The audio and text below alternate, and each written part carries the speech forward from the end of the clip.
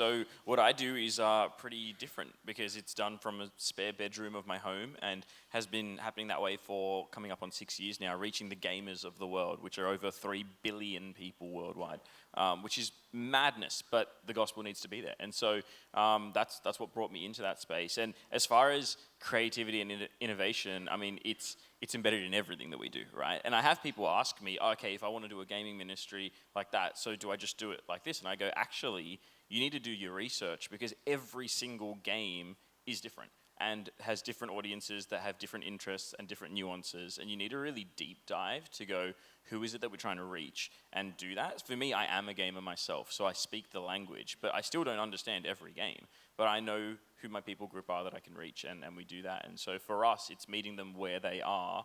And the majority of people that we meet are people that have never stepped foot in a church and never plan to.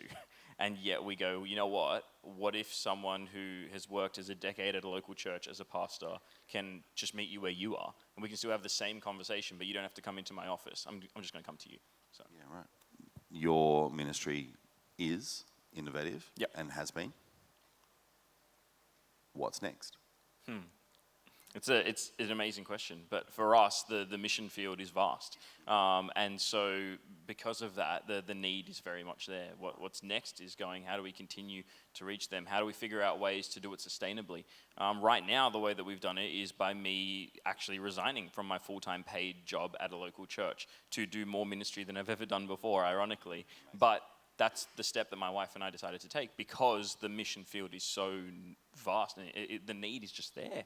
And so what's next is, one, figuring out how do we do this in a way that, you know, we're not seeking our mission field to fund our ministry because that wouldn't work in our mode, but also how do we continue to do that and then teach others how to go and do likewise and get more people playing more games, reaching more people and meeting that demographic. And also in terms of the creative innovation side of things, I think it's also important to remember that like a lot of what I do is content creation, but the innovation side shouldn't just be limited to the content that you produce, but even in terms of the way you connect to people. So like for me, there are times where I'm live, and if you imagine a live chat, and imagine that now with 1,000 different people typing at the same time.